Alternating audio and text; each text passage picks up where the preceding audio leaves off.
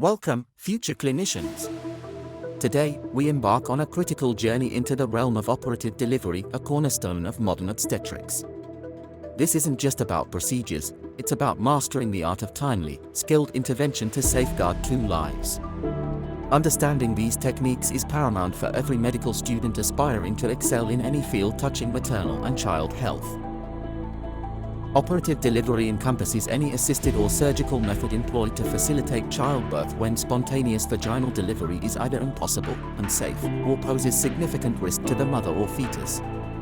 It represents a crucial decision point in labor management, demanding astute clinical judgment and technical proficiency.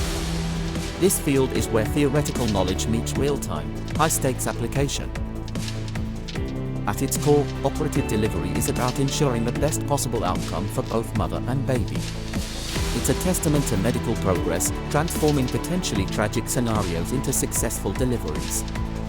For medical students, grasping this definition means recognizing the gravity and responsibility inherent in these interventions. Operative deliveries are broadly categorized into two main types: assisted vaginal deliveries and cesarean sections.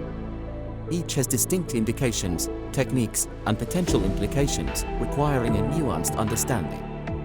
Your training will involve recognizing when each method is appropriate and the skills needed to perform or assist. Assisted vaginal delivery involves the use of instruments to aid the baby's passage through the birth canal. These procedures are typically performed during the second stage of labor when there is a need for expedited delivery or maternal assistance. Mastery requires a deep understanding of fetal anatomy and maternal pelvic architecture.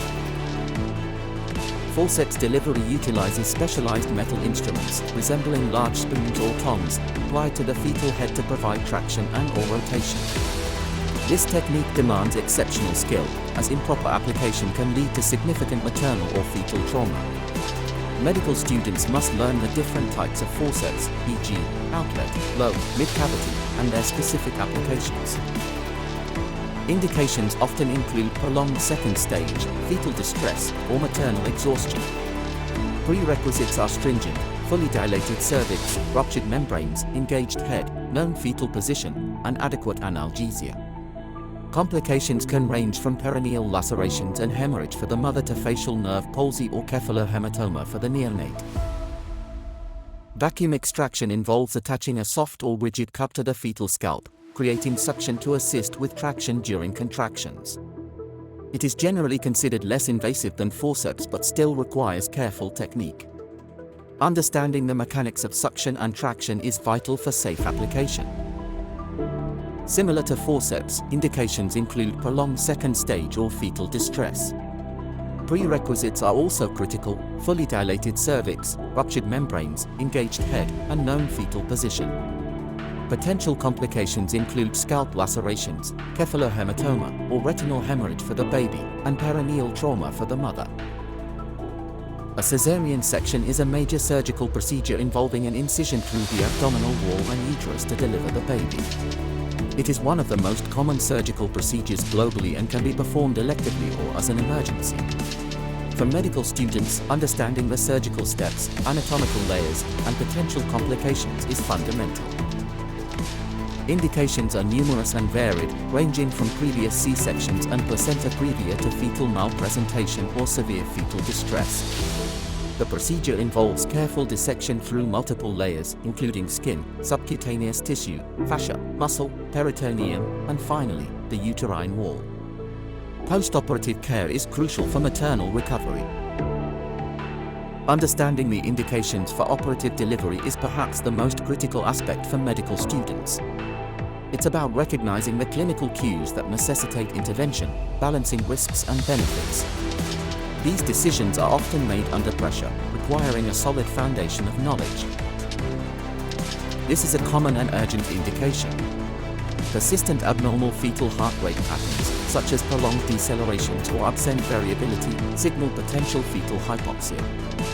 Rapid assessment and intervention are crucial to prevent adverse neurological outcomes. When the second stage of labor extends beyond established time limits, e.g., 3 hours for prematurous women with epidural, 2 hours without, it can lead to maternal exhaustion, increased risk of infection, or fetal compromise. Operative delivery can expedite delivery and mitigate these risks. Severe maternal exhaustion can hinder effective pushing, necessitating assistance. Certain maternal medical conditions, such as severe cardiac disease or preeclampsia, may contraindicate prolonged pushing efforts, making operative delivery a safer option to minimize maternal strain. Malpresentation, such as breech or transverse lie, often necessitates a C-section, especially if external cephalic version is unsuccessful or contraindicated. CPD occurs when the baby's head is too large to pass through the mother's pelvis, making vaginal delivery impossible and requiring surgical intervention. Placenta previa, where the placenta covers the cervical opening, can cause severe hemorrhage during labor, making C-section mandatory. Obstructed labor, due to factors like a large fibroid or an abnormal fetal position, prevents descent and requires surgical delivery to prevent maternal and fetal morbidity. Effective operative delivery hinges on meticulous preparation and a systematic procedural approach. For medical students, this section highlights the importance of teamwork, communication, and adherence to protocols. Every step, from consent to incision, is critical. Obtaining informed consent is not just a legal requirement, it's an ethical imperative. Patients must understand the procedure, its risks, benefits, and alternatives. Aseptic technique is non-negotiable to prevent surgical site infections, a significant cause of maternal morbidity.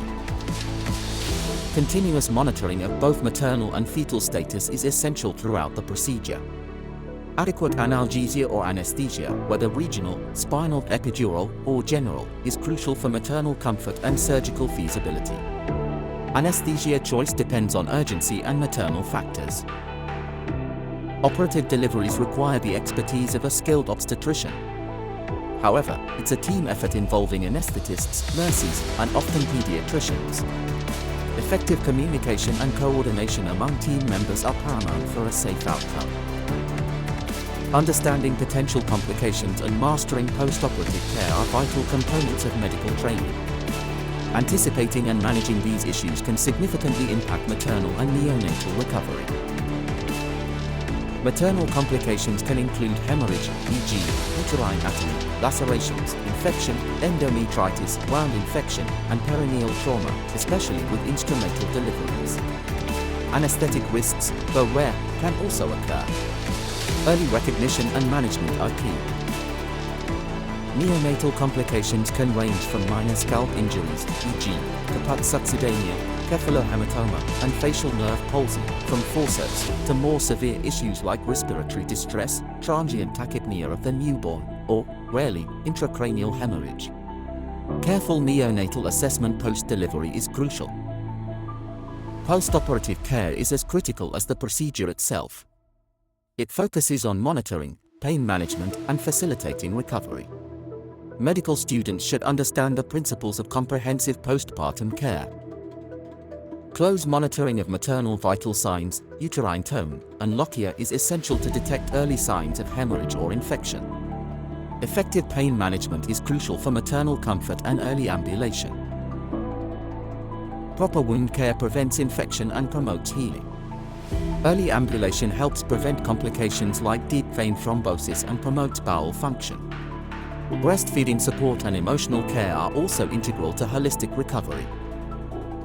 The ultimate aim of operative delivery is a safe and healthy outcome for both mother and baby. This success is not merely about performing a procedure, it's about the entire clinical process. Proper case selection, skilled technique, and timely, evidence-based decision-making are the cornerstones of successful operative delivery. Your medical training will equip you with the knowledge and critical thinking skills to navigate these complex scenarios, ensuring the best possible start for new families. As future medical professionals, you will undoubtedly encounter scenarios requiring operative delivery. Embrace this challenge. Dive deep into your textbooks, seek out clinical experiences, and ask questions. Understand the why behind every how. Your proficiency in this area will directly impact lives. Start building your foundation now. Observe, learn, and prepare to make a difference.